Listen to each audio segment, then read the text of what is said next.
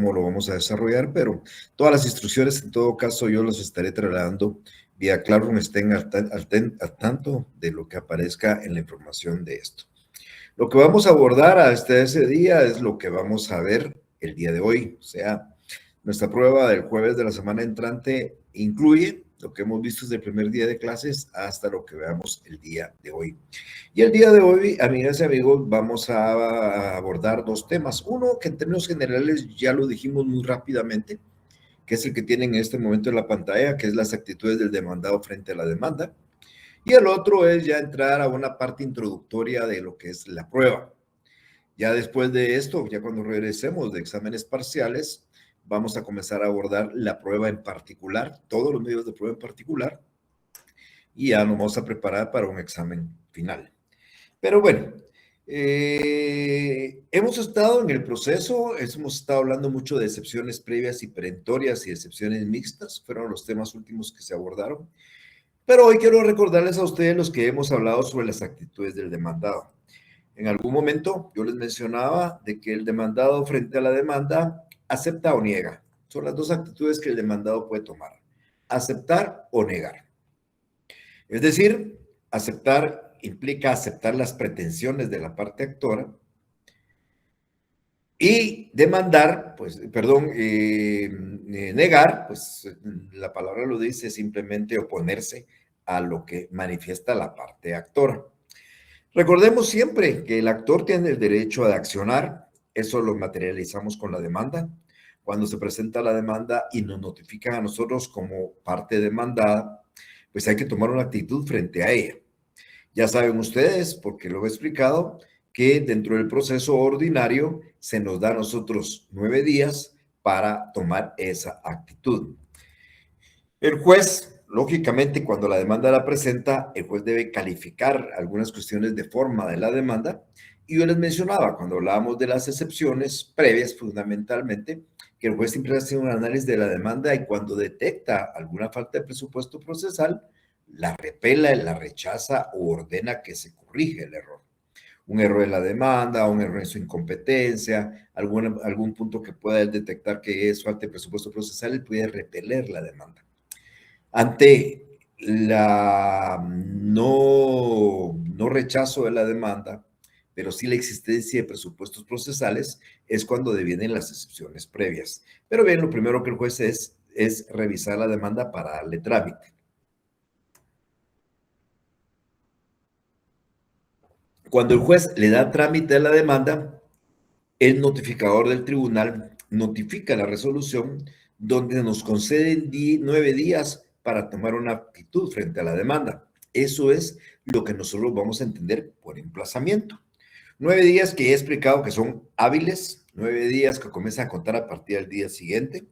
El día de hoy les notifican una demanda, mañana, viernes, empieza a contarse los 9 días del emplazamiento, son solo días hábiles, y en esos 9 días, pues el demandado debe tomar una actitud frente a la demanda. Como les digo, esto ya lo he explicado varias veces, hoy solo lo estoy representando en la filmina para que nos vayan a quedar claros.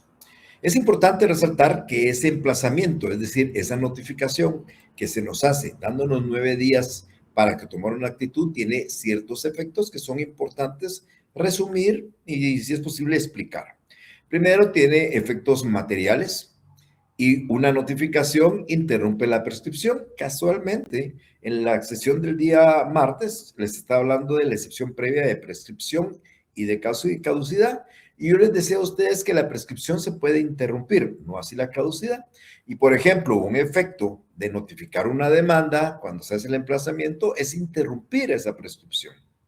Igualmente, un efecto material de ese emplazamiento es que el demandado no puede hacer ya frutos de la cosa desde el momento en que fue notificado el emplazamiento.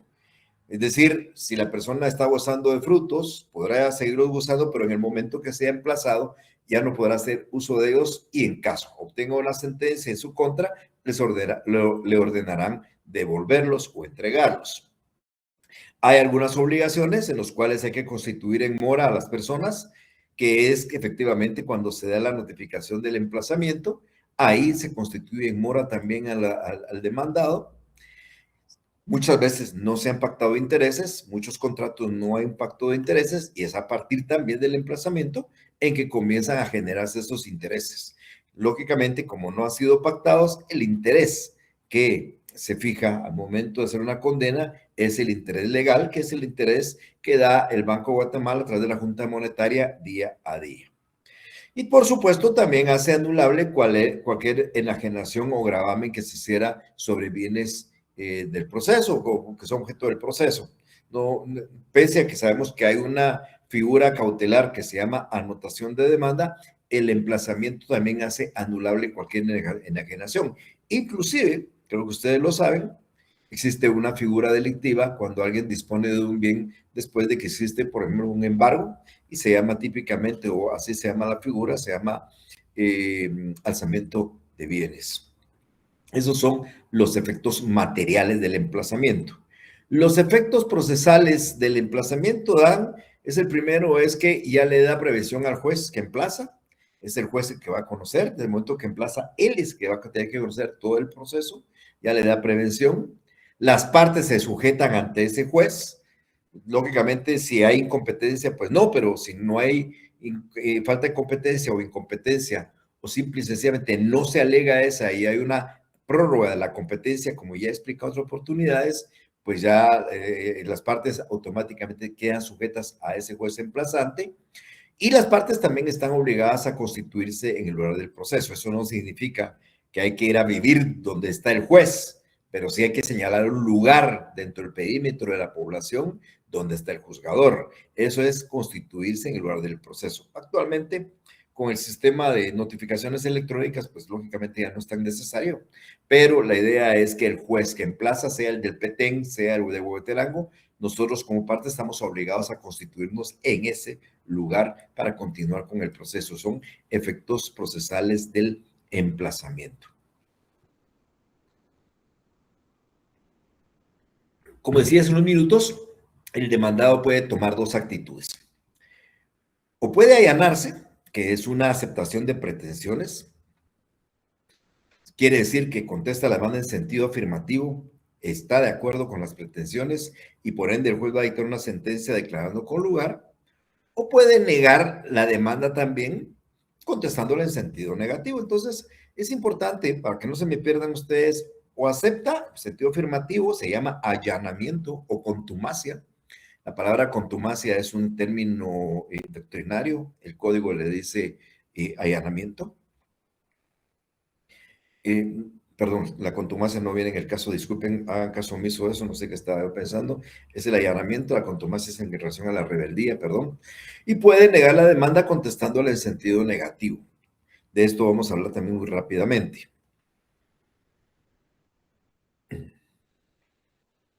Lógicamente, cuando hay un allanamiento, vean, miren pues, voy a tratar de explicarme en palabras sencillas. Cuando yo promuevo una demanda, pues ustedes ya más o menos recuerdan cómo está hecha la redacción de una demanda. Ustedes saben que planteo una demanda porque tengo una pretensión. La pretensión normalmente es mi petición de sentencia y lo que quiero que el juez declare en la sentencia. Por ejemplo, si yo quiero que se declare mi divorcio, si yo quiero que se declare falso un documento, si yo quiero que se le condene a una cantidad de dinero, si yo quiero que se condene a hacer algo, esa es mi pretensión. Esa pretensión está basada en hechos. Los hechos tienen que encuadrar con la norma sustantiva para que proceda mi pretensión si es que yo la apruebo. O sea, si yo quiero que se declare nulo un negocio jurídico, por ejemplo, por falta de, por incapacidad, por falta de capacidad de una de las partes en un negocio jurídico, hago una relación de hechos explicando por qué el negocio jurídico es nulo y hago una petición para que se declare nulo. La pregunta aquí del millón es, cuando yo me allano, ¿acepto los hechos o acepto las pretensiones? Legalmente, con una actitud afirmativa o allanamiento, lo que yo acepto es la pretensión. No es que no acepte los hechos, pero no tiene nada que ver. Yo acepto la pretensión. Si la parte actora quiere que haya divorcio, yo estoy de acuerdo con el divorcio. Si la parte actora quiere que se declare falso un documento o nulo un documento, estoy de acuerdo con que se declare. Si la parte actora quiere que me condenen a pagar cierta cantidad de dinero en concepto de daños, yo estoy de acuerdo en que me condenen. No significa aceptar hechos, significa aceptar pretensiones. ¿Por qué explico esto? Porque vamos a encontrar una figura en el camino de ahora de las pruebas que deviene de la declaración de parte que se llama confesión, que cuando la persona confiesa, que no es allanarse, es confesar, es una actitud dentro de la fase de prueba, es un resultado de una prueba, la confesión. Cuando la persona confiesa, acepta hechos. Cuando se allana, acepta pretensiones. El resultado es el mismo, porque si una persona confiesa que ocasionó daños, pues lo van a condenar a pagar daños. Si una persona confiesa que es el causante de una causal de divorcio, va a aclarar con lugar del divorcio. Si una persona confiesa que realmente el documento tiene una ilegalidad o una normalidad, va a aclarar nulo un instrumento público. Pero son dos situaciones distintas. En los hechos se confiesan, las pretensiones se aceptan. Los hechos, cuando confiesa los hechos la persona, el resultado es que lo van a condenar en la pretensión. Y cuando acepta pretensiones, pues ya no importa qué sea la razón. Solo explico eso. Entonces, el allanamiento es una aceptación de pretensiones por parte del demandado, lo que permite proceder a dictar sentencia.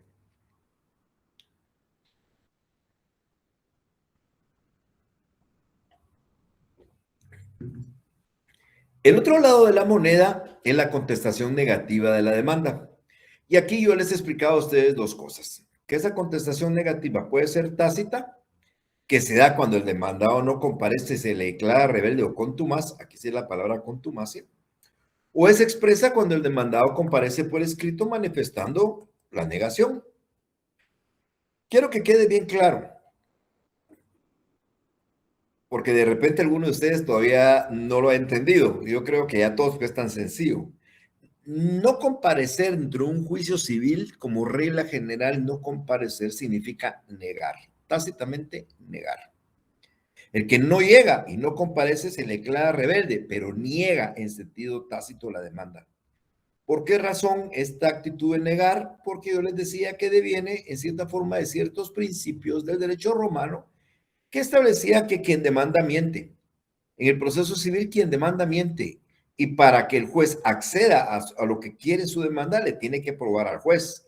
Entonces, si una persona presenta una demanda y la actitud de la incomparecencia de la otra fuera aceptación, entonces nunca tendría nada que probar. Y el juez tendría que tener por cierto lo que dice el actor, aunque el demandado no haya comparecido. Pero tomando en cuenta que hay una presunción de que el actor está mintiendo, hay una obligación del actor de probar lo que dice. Y por ende, cuando la otra parte no llega, se tiene como negado en forma tácito para que el actor esté obligado a probar.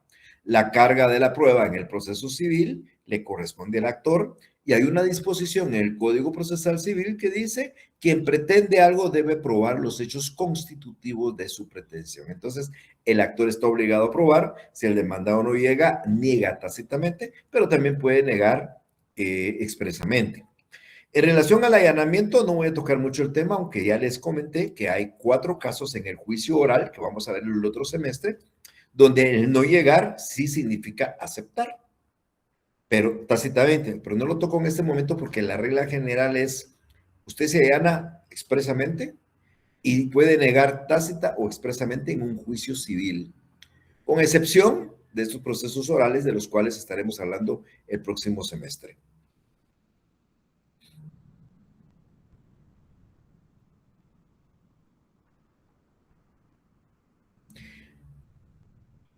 Hemos hablado ya de excepciones perentorias, ustedes ya saben para qué sirven, medios de defensa que atacan la pretensión, pero también en términos generales hemos hablado de la contrademanda o la reconvención.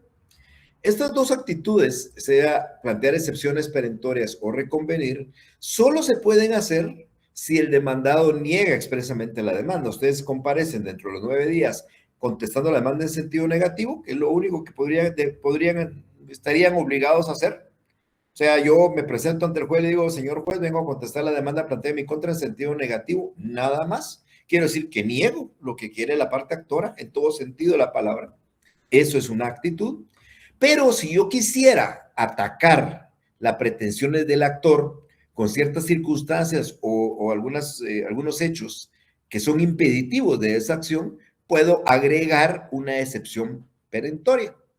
Por ende, yo podría decir al juez, vengo a contestar la demanda en sentido negativo solamente, O podría decirle, vengo a contestar la demanda en sentido negativo y a interponer la excepción perentoria de tal cosa. Las excepciones perentorias se interponen al contestar la demanda. Hay posibilidades de contestar la demanda, perdón, de interponer excepciones después de contestar la demanda, pero el requisito sine qua non para que usted plantee una excepción después de contestada es que la circunstancia que permite esa excepción nace después de la contestación. Trato de explicarme algo también así como en materia de ejemplo. Si yo tengo una deuda y la debo, contesto la demanda en sentido negativo aduciendo cualquier cosa, pero en el ínterin después de eso, por ejemplo, la pago y el acreedor acepta el pago y no desiste del juicio, yo voy a plantear después de eso una excepción perentoria de pago. ¿Por qué? Porque después de eso se pagó, la otra parte lo aceptó y sin embargo, pese a eso, ha continuado con el juicio y yo quiero destruir su pretensión de una circunstancia que sucedió después de haber contestado la demanda. Solo es un ejemplo muy generalizado. Más adelante podremos estar hablando de esto. Y también existe la posibilidad de contrademandar. A mí me están planteando un juicio de alimentos, mi esposa me está planteando un juicio de alimentos y yo también quiero demandarla a ella por alimentos. Hay dos alternativas. Una es que ella me está demandando en el juzgado primero y yo mañana presente una demanda en el juzgado segundo. Pero lo más seguro es que esa segunda demanda se acumule a la primera, porque se trata de evitar fallos contradictorios. Entonces, lo más práctico es cuando yo contesto la demanda en sentido negativo, contrademando o reconvengo, que es el término jurídico, reconvenir. Y entonces, además de que niego la demanda de ella, la demando a ella en el mismo proceso. Claro, se requiere ciertos requisitos para la reconvención, se deben tramitar en el mismo proceso. Yo no podría plantear en un juicio de alimentos una demanda por daños, por ejemplo, que se tramite en vía ordinaria. Entonces, son algunos requisitos, pero yo puedo contrademandar. En general, mis estimados amigos y amigas, puedo aceptar, allanarme, sentido afirmativo, o puedo negar en forma tácita a través del acto de la rebeldía, donde se tiene por contestar la demanda en sentido negativo, soy rebelde y se tiene por negado, o comparezco negando en forma expresa. Y cuando contesto en sentido negativo en forma expresa, puedo, si yo deseo, incorporar ciertas circunstancias atenuantes o modificativas que se llaman excepciones perentorias, y puedo, si yo quiero, también reconvenir. De tal manera que mi actitud podría ser, que es complicada, me refiero a complicada en su forma de entender, pero que es una muy buena defensa, sería contestar la demanda en sentido negativo, interponer excepciones perentorias y reconvenir al actor. Eso es una actitud bastante fuerte de la parte demandada, que no solo niega, sino también plantea excepciones y además contrademanda. Eso pues ya hay que tener un poco de experiencia como para poder hacerlo, pero igualmente es factible, es posible y lo doy como una materia de ejemplo para decir que podemos tomar una actitud con esas tres situaciones en particular.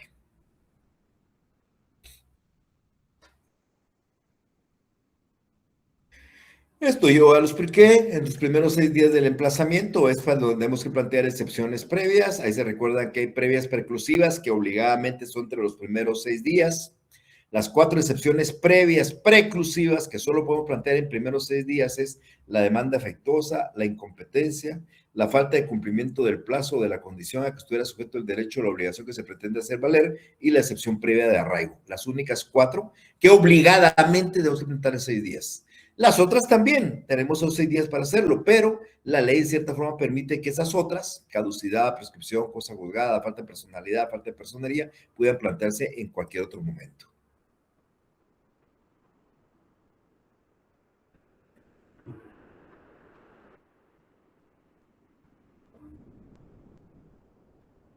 Habiendo una excepción previa, el proceso se suspende porque se tramita en la vía incidental. Hay que dar 2 días de audiencia a la otra parte. Cualquier excepción previa que ustedes presenten, se detiene el proceso, se le da audiencia por 2 días a la otra parte, se inicia un incidente.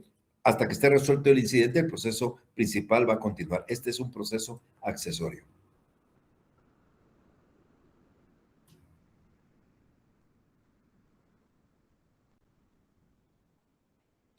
Bueno, y cuando hay una contestación negativa a la demanda, ya sea porque se contestó en sentido afirmativo, negativo expreso o porque se declaró rebelde, hay que probar.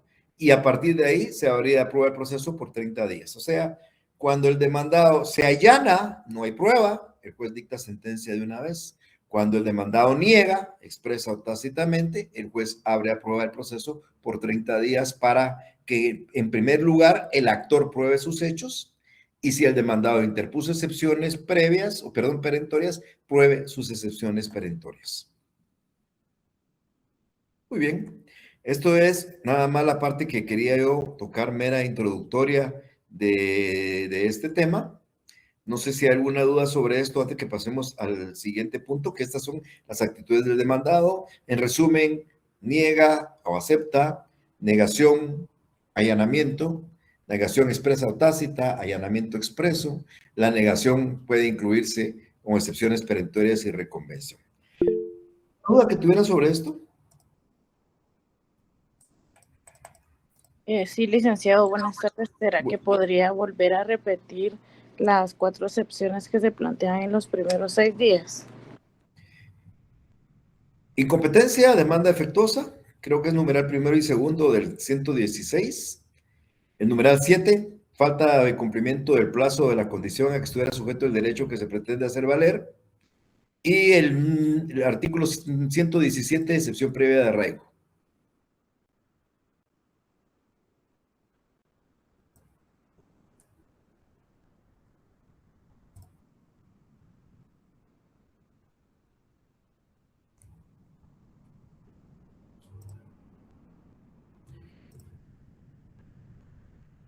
¿Alguien, creo que alguien más quiere preguntar aquí? ¿Alguien alguna duda? Sí. Sí, Giovanni, por favor. Cuando la otra parte no llega, niega tácitamente, indica, ¿verdad? El demandado que es declarado rebelde niega tácitamente. Sí. ¿Qué pasa en ese caso? ¿Se cierra o se dicta sentencia? No, niega, está negando, hay que abrir la prueba. Es lo que acabo de decir hace un minutillo, o sea, si hay una negación, el juez debe abrir a prueba de proceso. ¿Por qué razón? Porque hay alguien que afirma, alguien que niega, hay hechos controvertidos, hay que probar. No se cierra el proceso. Al contrario, la negación del demandado, ya sea que lo haya hecho en forma expresa o haya sido rebelde y por ende en sentido negativo, obliga a que se abra prueba por 30 días porque el actor está obligado a probar sus hechos. Gracias. Bueno.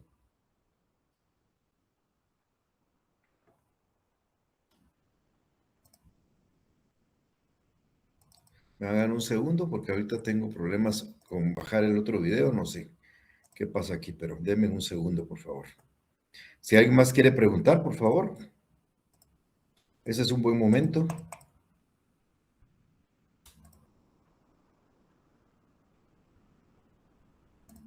No sé si es porque tengo mucho cargado aquí, pero vamos a revisar.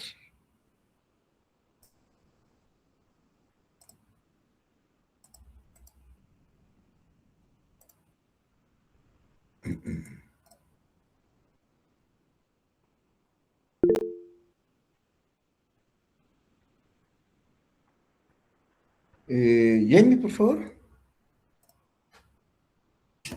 Licenciado, yo tenía la duda que al declararse la rebeldía, ¿existe alguna consecuencia para el demandado?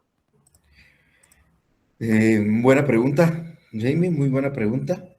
Vamos a ver, el demandado contesta, no comparece, se le tiene por contestar a la demanda en sentido negativo en forma tácita, y el demandado solo puede fiscalizar el proceso. El demandado ya no puede aportar prueba porque no la ofreció. El momento para ofrecerla es en su contestación cuando la hace en forma expresa.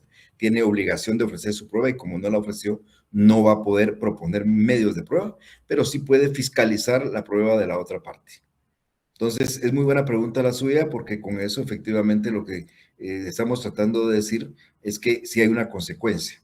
Además, otra de las consecuencias importantes acá es que al momento de dictar sentencias, si la sentencia es en su contra, el tribunal está obligado a condenarlo en costas por esa su actitud negativa o de rebeldía. Gracias, licenciado.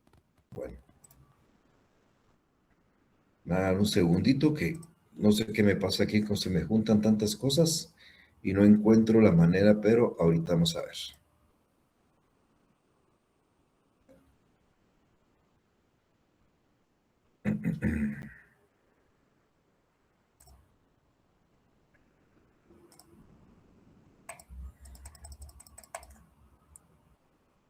Me hagan un minuto.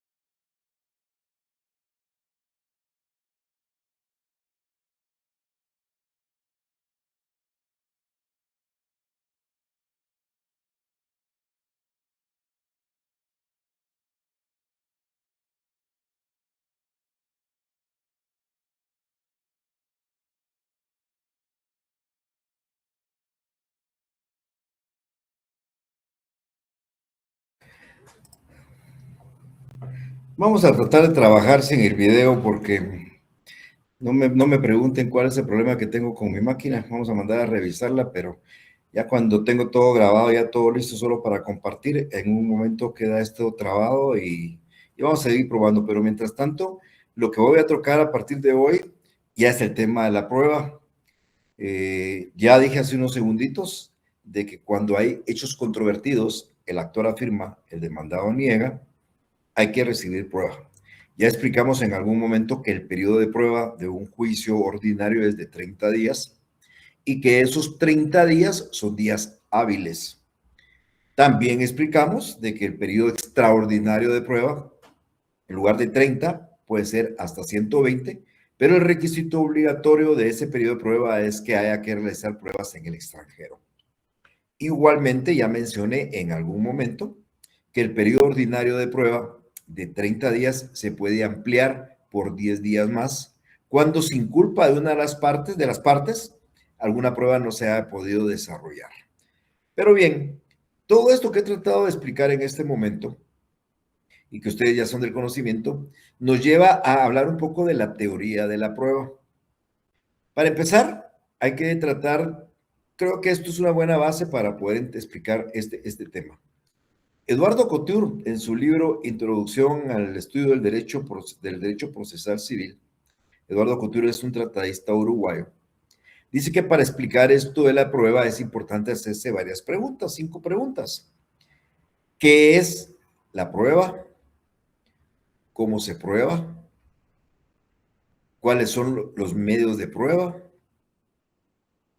qué es lo que se prueba y cómo se valora la prueba. Imagínense, son 5 preguntas. ¿Qué es la prueba? ¿Cuáles son los medios de prueba? ¿Qué se prueba? ¿Cómo se prueba? ¿Y cuáles son los medios de valoración de estos medios de prueba? Para darle respuesta a la primera pregunta sobre qué se prueba, o perdón, qué es la prueba, solamente es importante contarles a ustedes que no es lo mismo hablar de una prueba penal a una prueba civil, en absoluto. No es lo mismo hablar de una prueba penal a una prueba civil. Es casi algo igual como hablar entre una prueba científica y una prueba matemática. Voy a tratar de explicar. Matemáticamente, o perdón, científicamente, el científico busca la verdad. Cuando el científico comienza a hacer experimentos, busca la verdad, trata de determinar la verdad. O sea que hay que investigar, averiguar la verdad de los hechos. En la prueba matemática, nosotros no tenemos que averiguar la verdad, tenemos que demostrar la operación matemática. Si yo a ustedes les digo que 2 más 2 son 4, lo que tengo que hacer es demostrarle por qué 2 más 2 son 4. No estamos investigando. La prueba penal es una prueba que se asemeja a la prueba científica, porque en la prueba penal lo que estamos buscando efectivamente es, ya logré el video, qué bueno. En la prueba penal lo que se está tratando de buscar es la verdad, mientras que en la prueba civil se asemeja a la prueba matemática, porque lo que vamos a determinar en la prueba civil es, o lo que se va a tratar de hacer en la prueba civil es demostrar las afirmaciones que nosotros decimos en el proceso. Si yo presento una denuncia penal por un homicidio, el Ministerio Público comienza a investigar y le lleva al juez para tratar de determinar si fue homicidio. Lo que originalmente podría haber sido un homicidio, de repente se convierte en un asesinato. O lo que originalmente se estimaba que era un asesinato, se convierte en un homicidio pretensional, por ejemplo. Entonces, eso es la prueba penal. En la prueba penal se trata de investigar la verdad. Pero en la prueba civil, lo que debemos de hacer y estamos obligados a hacer es demostrar lo que nosotros afirmamos en el proceso.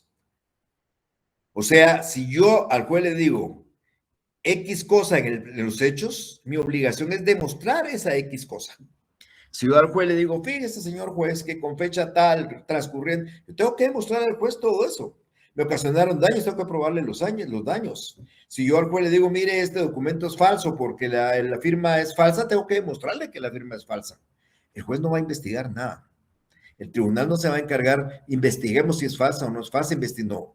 Si yo le llevo afirmando al juez, por eso cuando ustedes presentan una demanda, no le pueden decir al juez, señor juez, yo no sé cuándo me casé, yo no sé cuánto gana la otra parte, mire, yo no sé si la firma es o no es verdadera. Eso van a hacer el Ministerio Público y dicen ustedes, miren, yo estoy seguro que no es verdadera y el MP va a determinar, pero ustedes si le dicen al juez que la firma es falsa, obligación es demostrarle que es falsa y esa es la diferencia. En el proceso penal se investiga la verdad y en el proceso civil se demuestra lo que nosotros afirmamos. Pudiera no ser verdad. Podríamos solo estar diciendo mentiras, pero si logramos demostrarlas, estas verdades se convertirán en verdades. Pero bien, y entrando aquí al tema de la materia y hablando, como les decía yo, sobre lo que es la prueba en el proceso civil, que es importante, este tema del día de hoy nos va a abrir el espacio de todo lo demás.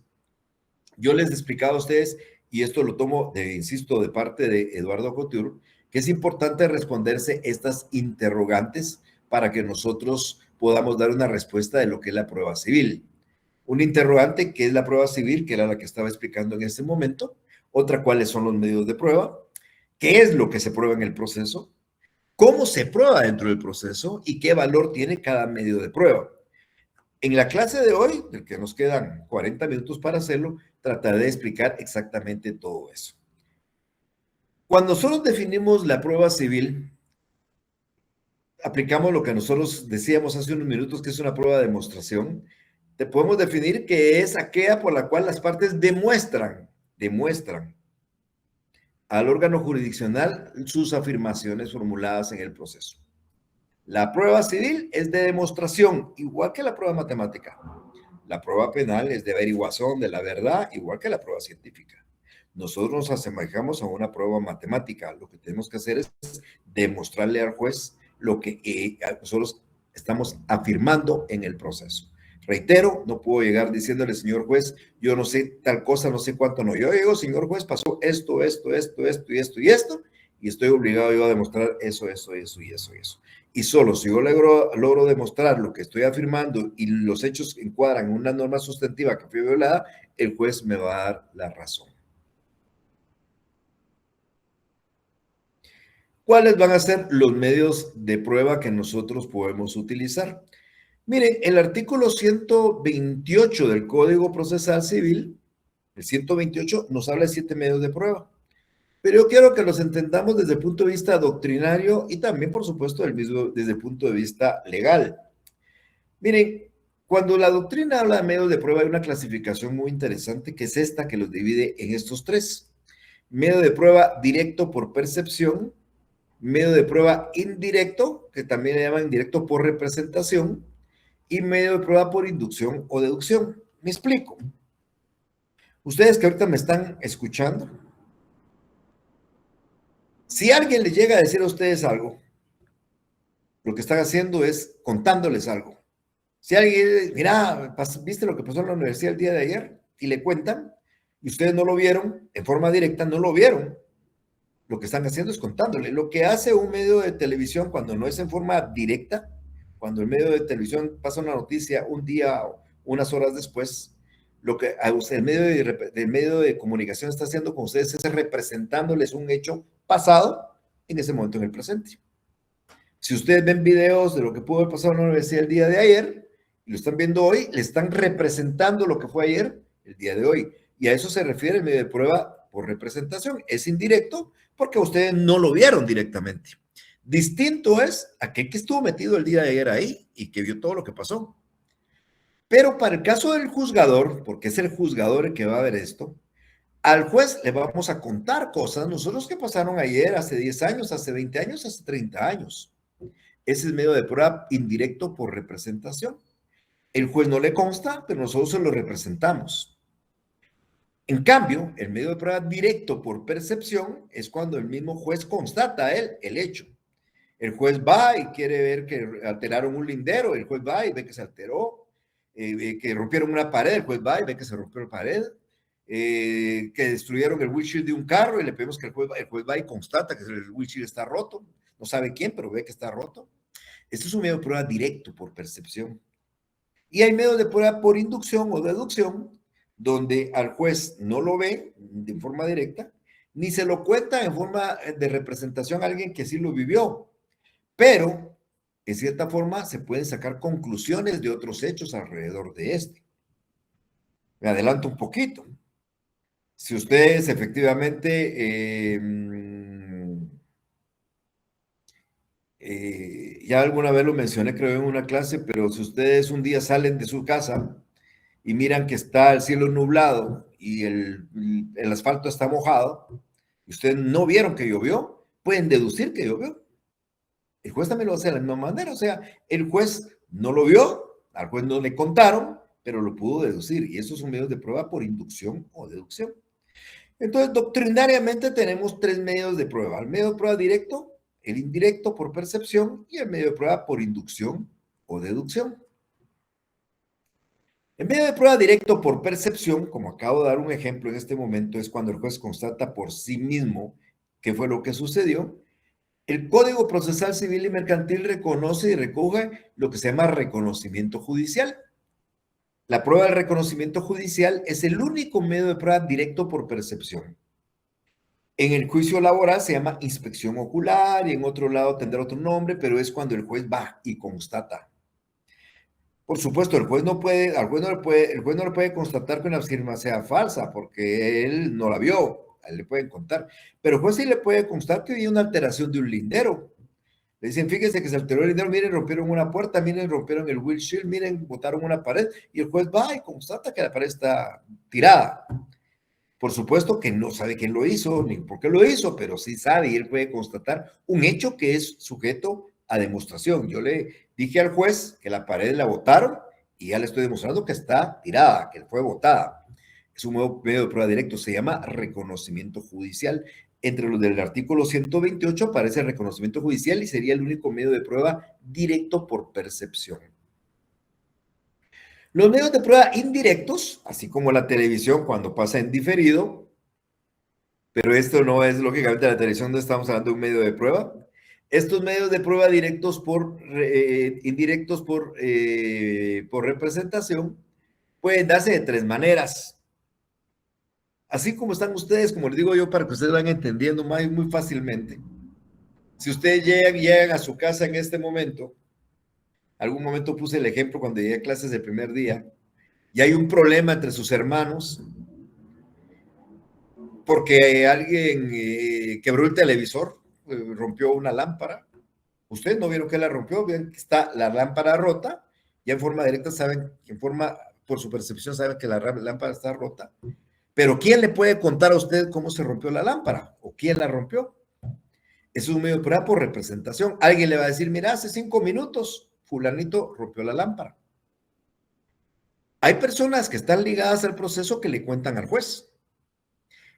¿Y cómo se llama ese medio de prueba donde la persona ligada al proceso? ¿Quiénes son las personas ligadas al proceso? El actor y el demandado. ¿Y en qué momento el demandado le cuenta al juez o en qué momento el actor le cuenta al juez lo que pasó? Pues a través de un medio de prueba que se llama declaración de parte o declaración de las partes.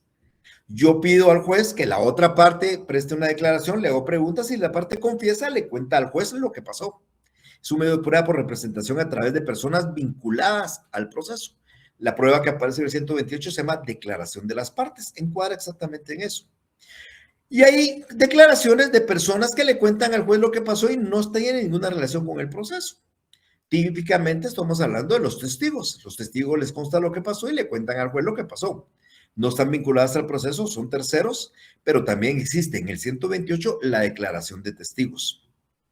Y por último, hay una prueba, y hay una prueba donde al juez también le pueden contar lo que sucedió, que se hace no a través de personas, sino a través de documentos. Usted quiere saber en qué fecha usted se inscribió en la universidad, vaya al registro y pida, ahí aparece algún documento de su inscripción. ¿Quiere saber usted cuándo nació, dónde nació, cuánto pesó, quiénes son sus padres, quién fue el médico que lo trajo a este mundo? Vayan al RENAP, pidan una certificación de su partida de nacimiento y ahí aparece esa información. Información de hace 20 años, 22 años, 23 años o más de algunos de ustedes. Ahí en el 128 aparece una prueba de documentos también. Y hay una prueba muy novedosa que también le representa al juez una cosa pasada en el presente, pero que se desarrolla dentro del proceso, dentro de la audiencia, y que la ciencia sirve para eso, presentar una radiografía, presentar una fotografía, presentar un video, presentar una grabación. Se hace de un hecho pasado en el presente a través de los medios científicos de prueba.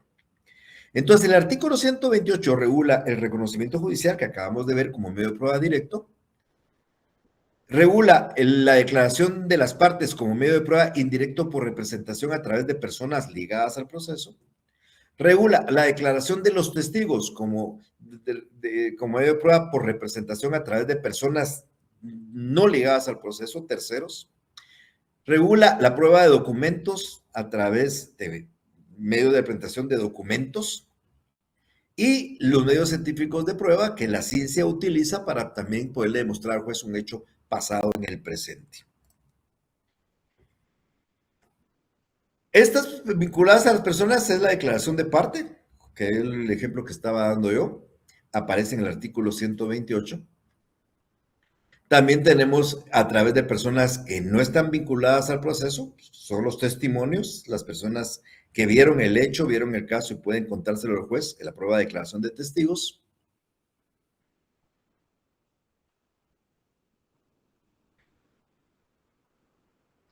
A través de documentos, la prueba se llama prueba de documentos o prueba documental. Y por último, como medio de prueba por representación, los medios científicos de prueba. la ciencia al servicio del juez para poder probar algunos hechos.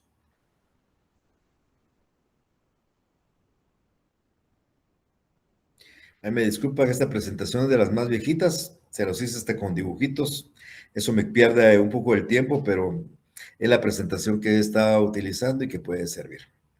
Por último, entre la clasificación tenemos un medio de prueba por inducción o deducción, que es cuando efectivamente no hay un medio de prueba directo, ni hay medios de prueba indirectos, y por ende el juez puede deducir o inducir un hecho a través de otros hechos.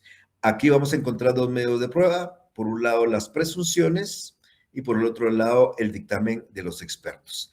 Las presunciones es el ejemplo que les di, ¿cuál es el indicio? Que está mojado. ¿Cuál es el indicio? Que está nublado.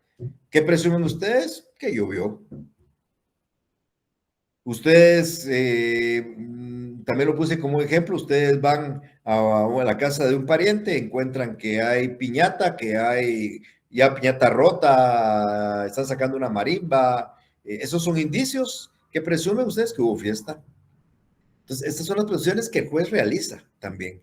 Y los expertos, no les constan los hechos, pero su expertise, ciertos estudios que tiene, les permite llegar a una conclusión. Cuando al experto le decimos que esta firma es falsa, él la compara con otro documento de una firma y analiza mediante sus conocimientos si la firma es o no es falsa. A él no le contaron que la firma fue puesta por alguien distinto, él no lo vio, pero él deduce, basado en sus conocimientos, que la firma puede ser verdadera o puede ser falsa. Entonces, en conclusión, dentro de la clasificación doctrinaria tenemos medios de prueba directos por percepción, medios de prueba indirectos por representación y medios de prueba por inducción o deducción. Nuestro Código Procesal Civil, en el artículo 128, como yo les mencionaba a ustedes, menciona y regula los 7 medios de prueba. Aquí lo pusimos por alguna forma, pero declaración de parte, medio de prueba indirecto por representación a través de personas ligadas al proceso. Declaración de testigos, medio de prueba indirecto por representación a través de personas no ligadas al proceso. Dictamen de expertos, una prueba presuncional o de deducción o inducción. Reconocimiento judicial, la única prueba directa por percepción. Documentos, medio de prueba indirecto por representación a través de prueba documental. Medios científicos de prueba, una prueba también indirecta. Y las presunciones, un medio de prueba por inducción o deducción. Ya teniendo una idea de cuáles son los medios de prueba, ahora hay que preguntar cómo se ingresa la prueba legalmente al proceso. Miren, la prueba no puede entrar en forma anormal. La prueba tiene que cumplir 3 etapas bien importantes y en este orden que yo estoy poniendo en la pantalla. La prueba debe ofrecerse, la prueba debe proponerse y la prueba debe diligenciarse. Aquel documento, aquella declaración de parte, aquella declaración de testigos que ustedes quieren que el juez considere como prueba a la hora de dictar sentencia, tiene que ofrecerse, debe proponerse y debe diligenciarse. ¿En qué consisten? En ese orden, por favor, en ese orden. ¿En qué consisten esas etapas? La primera etapa, la etapa del ofrecimiento, es un anuncio que ustedes hacen en su demanda o en su contestación. Cuando yo enseñé a redactar la demanda, recordarán que había un apartado de ofrecimiento de pruebas. Ustedes ofrecen la prueba. No hay un catálogo de pruebas. Si alguien me dice, mire, licenciado, ¿cómo podemos probar una infidelidad? Es una pregunta complicada, pero les puedo decir que se podría probar con prueba documental, con prueba testimonial, con la misma confesión. O sea, no hay un catálogo. Ustedes tienen 7 medios de prueba y deben de utilizar los 7 medios de prueba si es importante para probar un hecho que ustedes están afirmando. Entonces, ¿qué tienen que hacer en su demanda? Ofrecer los medios de prueba que ustedes después van a pedir o van a proponer. En su demanda, usted le dice, señor juez, ofrezca los 7 medios de prueba. Y si usted quiere, mi estimada amiga, amigo, ofrezca los 7. Ofrezca prueba de declaración de testigos, declaración de parte, presunciones, los 7. Y solo hay que generalizar, decir, ofrezco estos A, B, C, 7 medios de prueba. La única prueba que la ley obliga a que nosotros tenemos que individualizar en ese ofrecimiento y debemos de acompañar, porque es la única prueba preexistente. Cuando usted lleva la demanda, solo hay una prueba que ya existe, y es la prueba documental. Y no que exista como prueba, existe ya físicamente. Pero ustedes no tienen declaración de testigo, ni declaración de parte, ni reconocimiento judicial, ni medios científicos, ni eso todo lo van a desarrollar dentro del juicio. Entonces yo le puedo decir al juez en el ofrecimiento de prueba, le ofrezco como prueba la declaración de la parte demandada, la declaración de testigos, un reconocimiento judicial, y se lo digo solo así como lo estoy poniendo. Pero y digo prueba documental y documentos consistentes en, tengo que indicar certificación tal, oficio tal, testimonio tal, bien identificado y acompañado. O sea, la única prueba que ya existe cuando nosotros llevamos la demanda, por menos físicamente, es los documentos. Y por ende la ley nos obliga a que tenemos que indicar en el ofrecimiento qué documentos nosotros acompañamos, que son los documentos que queremos que el juez después considere prueba. Ojo, en este momento no es prueba, porque no ha cumplido solo está cumpliendo con ofrecerse, pero no ha sido propuesto ni ha sido diligenciado. Por consiguiente, solo estamos haciendo un anuncio en este momento de esos medios de prueba. Ya, cuando estamos en la fase de proposición, en la fase de prueba, en los 30 días, cuando el juez nos notifica a nosotros que el proceso se abre a prueba por 30 días y tenemos 30 días ya para la prueba, nosotros tenemos ahora que pedirle al juez o proponerle al juez qué medios de prueba queremos que él diligencie. Ustedes ofrecieron 7 en la demanda y pueden proponer 1. Es una decisión de ustedes. Propusieron 7 en la demanda y proponen 3. Ustedes ofrecieron 5 documentos y proponen solo 1. Eso es legal.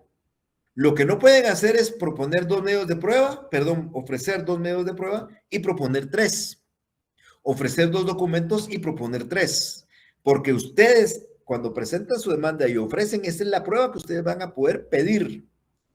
Si ustedes no la ofrecieron, no la pueden pedir.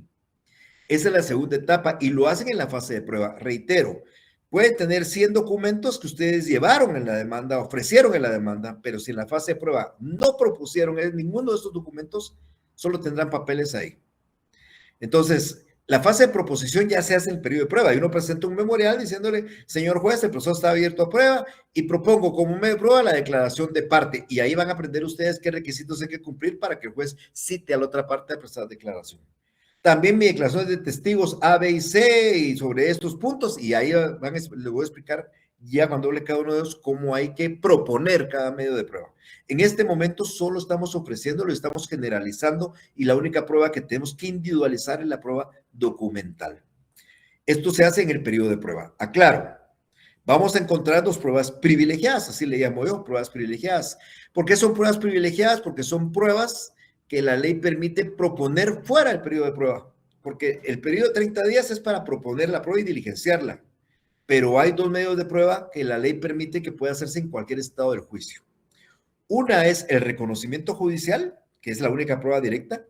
Hay procesos donde usted puede pedir el reconocimiento judicial desde que presenta la demanda para que el juez vaya inmediatamente a hacer un reconocimiento judicial. No hay que llegar al periodo de prueba para eso. Y el otro medio de prueba también privilegiado es la declaración de las partes. Usted puede pedirle al juez en cualquier parte del juicio que la otra parte preste declaración. Ojo, hay que ofrecerlo en la demanda. Aunque lo ofrezca la demanda y lo pida para que de una vez lo señalen y lo convoquen, el juez puede hacerlo. Los demás medios de prueba sí hay que desarrollarlos dentro de los 30 días, proponiéndolos y diligenciándolos. Y el diligenciamiento, si ya se dieron cuenta que el ofrecimiento lo hace usted, la proposición la hace usted, pero el diligenciamiento ya le corresponde al juez. Entonces el juez, si usted le ofreció y le propuso un medio de prueba, el juez va a analizar si efectivamente lo va a diligenciar. Por ejemplo, adelanto un poco, si usted ofrece la declaración de parte y propone la declaración de parte, cuando la proponga tengan que acompañar una plica. Y si cumple con ese requisito, el juez va a señalar un día y una hora para que la otra parte llegue. Pero si usted propone la declaración de parte y no le acompaña a la plica, pues le va a rechazar la prueba. Usted le llevó 10 documentos y le propone 10. El juez va a analizar y puede decir, mire, yo estoy de acuerdo con 9, pero estimo que no es pertinente y se lo puede rechazar.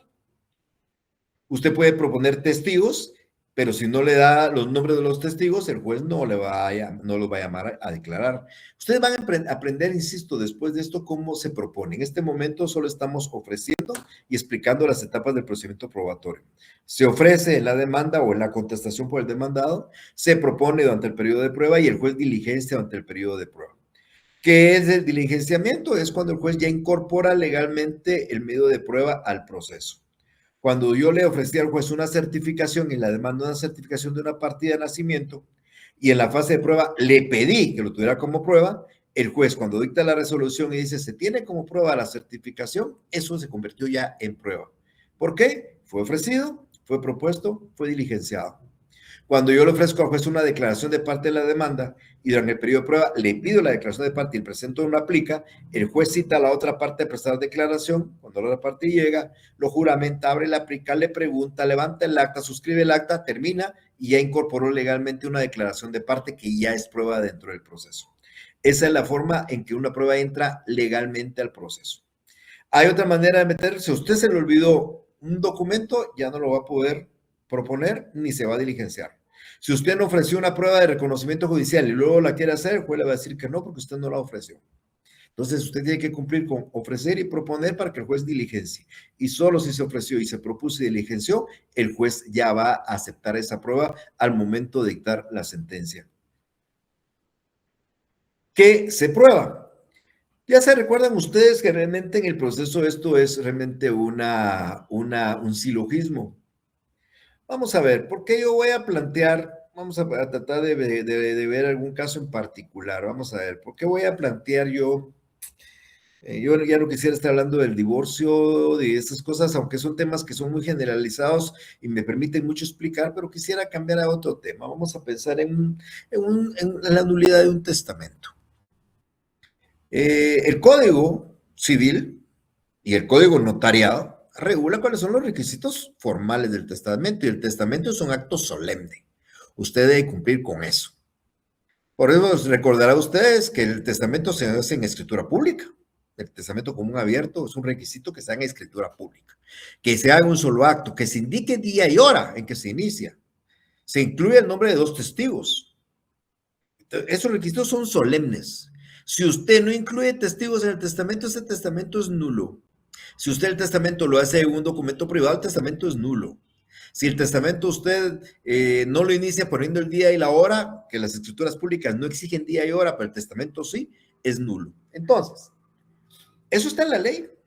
El Código Notariado dice los requisitos del testamento y el Código Civil también habla de los requisitos del testamento. Y usted le llega a un caso de un testamento que no hay testigos. Entonces, la ley le dice que como no hay testigos, el testamento es nulo. Y entonces usted plantea un ordinario para declarar nulo un testamento y expone hechos. Pone todos sus hechos sobre esto. Los hechos que usted va a poner son los que encuadran con el derecho, con las normas del Código Notariado y las normas del Código Civil. Y usted le va a decir, señor juez, con fecha tal, se otorgó ante el notario tal y tal, escritura pública contiene el testamento o común abierto otorgado por mi señor padre fulano de tal, ¿verdad? Del análisis de dicho instrumento público se determina que se incumplió con el requisito establecido en el Código Notariado de su artículo tal y en el Código Civil tal, en cuanto a que no hay presencia de testigos en el testamento. Por consiguiente, el testamento debe ser declarado nulo. Son los hechos. Y el derecho establece lo mismo. Entonces, en un proceso hay normas sustantivas y hechos. ¿Qué es lo que hay que probar? La regla general, mis estimados amigos, es que el derecho no se prueba, el derecho lo conoce el juez. El juez conoce el Código Notariado, el Código Civil. Ustedes dirán, no lo conoce, tal vez no lo conoce, pero nadie puede alegar ignorancia, uso, costumbre en contrario de la ley. Entonces, el juez conoce el derecho. Yo no tengo que ir a probarle al juez, mire, señor juez, le voy a presentar dentro de las pruebas el Código Notariado para que mire que ahí están los artículos que dice que se infringieron el Código Civil. No, eso lo conoce el juez, el derecho no se va a probar. Lo que tengo que probar son los hechos, que efectivamente una escritura pública, que el editor es un notario tal, que faltan los testigos, eso tengo que probar. Entonces, la regla general es que el derecho no se prueba y la regla general es que los hechos sí se prueban. Por eso es cuando yo hablo de incidentes de derecho, no se abre a prueba, y cuando hablo de incidentes de hecho, sí se abre a prueba, porque hay que probarlos. Ahora, claro, hay algunas excepciones. Me voy a regresar ahí porque, por ejemplo, aquí no hablo de las excepciones que hay, pero la voy a explicar. Por ejemplo, el derecho que sí hay que probar es el derecho extranjero, porque la ley dice que nosotros no podemos alegar ignorancia o costumbre de nuestra ley interna, pero yo no tengo por qué saber lo que dice el derecho mexicano. Pero si es necesario demostrar que dice el derecho mexicano, tengo que demostrar. Entonces, el derecho extranjero sí tengo que probarlo. Tengo que probar la costumbre. Acuérdense que la costumbre es fuente del derecho. Si me permite el proceso y las reglas, presentar la costumbre, tengo que mostrar la costumbre como fuente del derecho. Y también dice Eduardo Couture que hay que probar, por ejemplo, la existencia o inexistencia de leyes. Si estamos discutiendo si una ley está vigente o no está vigente, pues hay que probarlo. Ahí sí habría que probarlo. Es que si usted alega una ley del tiempo de Ubico, alguien podría decir es que esa ley no está vigente y usted decir que sí, entonces hay que demostrarlo.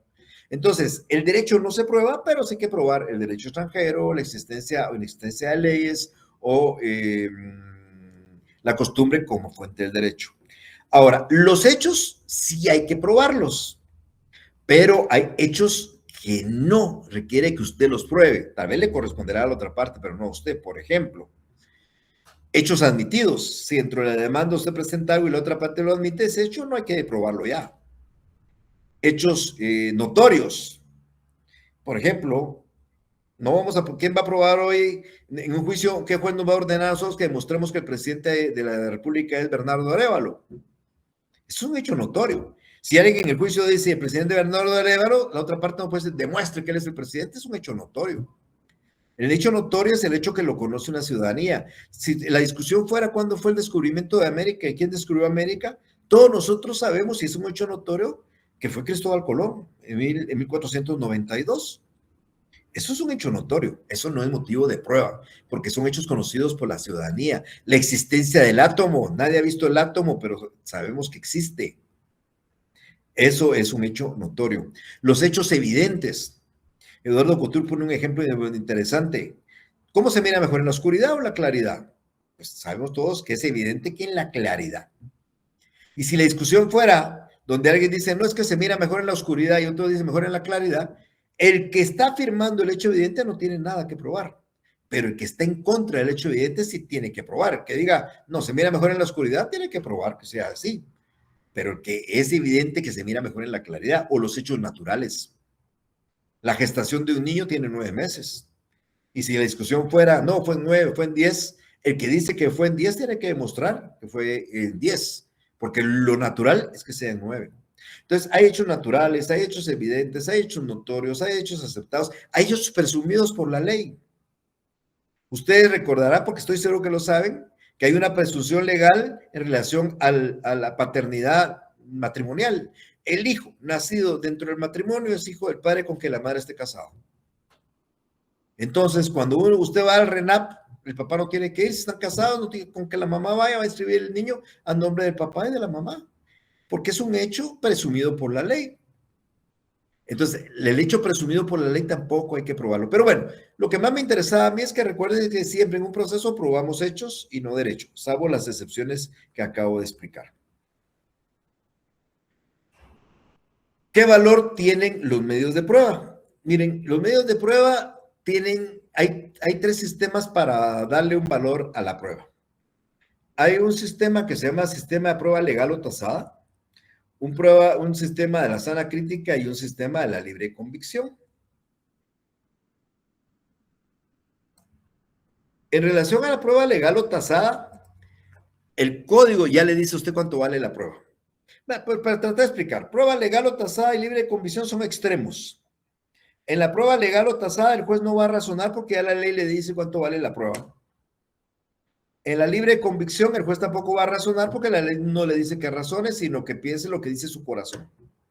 Entonces, por ejemplo, cuando ustedes vean en el Código Procesal Civil lo que cuesta una confesión, dice el Código Procesal Civil, dice, la confesión prestada judicialmente produce plena prueba. ¿Qué significa eso? Que no podemos dudar de ella. Si alguien confiesa frente al juez y le dice, sí, señor juez, mire, yo falsifiqué eso, el juez ya no duda. Y la ley dice, produce plena prueba la confesión. Produce plena prueba para la ley los documentos públicos. Si usted presenta una certificación del RENAP, un testimonio en escritura pública, una certificación de registro de la propiedad, el juez cree en ese documento, no debe ni analizar lo que dice ahí, es cierto, porque la ley le dice que produce plena prueba. Esa se llama prueba legal o tasada, ya está establecida en la ley. Eso es lo que dice la ley ya está establecida y por ende ya está tasado. Aquí les pongo enfrente la prueba de documentos públicos como un ejemplo de prueba legal o tasada. Luego tenemos una libre convicción, es el otro extremo de la moneda. Esta libre convicción se asemeja a la forma en que resuelven los jurados en el derecho anglosajón. Ustedes creo que han visto seguramente, a mí me encanta ver esos documentales de crímenes y todo y las decisiones de los jurados. Normalmente los jurados se comportan en los Estados Unidos por 12 personas, puede variar, pero la cifra normal de jurados en Estados Unidos es de 12, pero es por una costumbre muy, muy antigua de utilizar 12 personas ciudadanos para decidir. Pero ¿qué creen ustedes que sucede adentro? ¿No creen ustedes que dicen, bueno, fulanito, ¿y qué piensa de la culpabilidad? Pues mire, analizando conforme a las reglas de la sana crítica y la valoración de la prueba, no. A ellos le dice, ¿usted qué piensa? ¿Es inocente o es culpable? Y lo que sea su convicción, lo que él escuchó, lo que él oyó, le dice, para mí es culpable, para mí es inocente, para mí es culpable, para mí es inocente. La ley norteamericana establece que para que sea culpable, todos tienen que decir que es culpable. Más allá de la duda razonable, porque cuando hay duda, pues, lógicamente no es que es culpable, entonces no tiene que haber duda. Esa es una libre convicción. Esa forma de valoración en Guatemala no existe. Al juez no se le da la oportunidad de decir, lo que dice mi corazón es que él tiene que pagar o no tiene que pagar. Eso no aparece. Es una forma de valoración, pero eso lo utilizan en el derecho anglosajón, insisto, en los jurados. Y hay una forma ecléctica que es española, que se llama la sana crítica. Ustedes ya la han oído seguramente en el ámbito penal, donde dice sana crítica razonada. No, es simplemente sana crítica. ¿Por qué le pusieron razonada? Porque hay que razonar. Cuando un juez valora una prueba en el código que no está tasado, que es la mayoría de ellas, tiene que razonar por qué a criterio de él esa prueba lo que él cree que prueba. Y para eso él utiliza la lógica, la experiencia, la ciencia. Esos elementos los utiliza el juez para decidir y razona. Analizando la declaración testimonial, llega a comprobarse esto y esto, por esto y esto y va razonando por qué razón, por qué situación él cree que es. Esa sana crítica es un sistema español ecléctico, es intermedio. Ni el extremo de la sana crítica de la prueba tasada que ya dice cuánto vale, ni el extremo de la libre convicción que le da la libertad al juez de hacer lo que quiera. Aquí no, aquí el juez tiene que agarrar cada medio de prueba y valorarlo. Y aplicar principios de lógica, principios de la experiencia, principios de la ciencia. Y basado en eso, el juez puede decir si sí o si no. Este es el sistema que prevalece en nuestra legislación. O sea, vamos a encontrar prueba legal o tasada en pocos medios de prueba. Ya expliqué dos de ellos, la prueba de declaración de parte, la confesión como resultado de ella y la prueba de documentos públicos. Y la sana crítica, vamos a aplicarla para reconocimiento judicial, para declaración de parte, la declaración de testigos, para todos los demás medios de prueba. La libre convicción no existe. Entonces, la sana crítica es el sistema de aplicación general en nuestro Código Procesal Civil y Mercantil. ¿Quieren que el juez le dé valor a una prueba?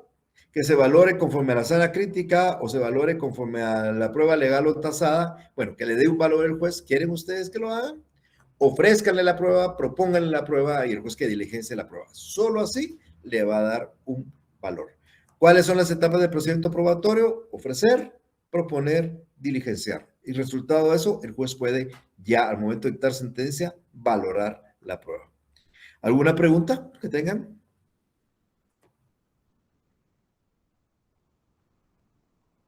Bueno, si no la hay, esto es motivo del examen. Se preparan para el examen de hoy en 8. Yo daré instrucciones 1 o 2 días antes, estará recibiendo en Classroom y lógicamente en sus correos la explicación de cómo vamos a hacer la prueba, si es virtual o si es presencial. La prueba corresponde a todos sus temas. Son 40 puntos los que están en juego para esta prueba que se va a desarrollar ese día. Si no hay ninguna pregunta, entonces, Jennifer, por favor. Licenciado, solo última pregunta. En las pruebas privilegiadas dijo declaración de las partes. ¿Y cuál fue la otra que dijo? Disculpe. Reconocimiento judicial, Jennifer. Gracias. Esas dos, es reconocimiento judicial y declaración de las partes, la puede usted pedir, ofrecer en su demanda y pedirla para que se desarrolle en cualquier momento del juicio, antes del periodo de prueba, durante el periodo de prueba, después del periodo de prueba. Inclusive la declaración de parte, hasta en la segunda instancia puede pedirla. tienen la libertad de hacerlo, sin que esté el proceso abierto a prueba. Por eso yo les he puesto, no lo dice la ley, pero le pongo la característica de pruebas privilegiadas. Cuando estemos ya analizando, porque insisto, esto entra hasta el examen del segundo, pero cuando regresemos yo voy a hablar de la declaración de parte, cómo se ofrece, cómo se propone, cómo se diligencia, cómo se pregunta, cómo se acompaña la aplica, todo eso lo voy a explicar. Ahí voy a hablar también de este privilegio de estas pruebas hoy.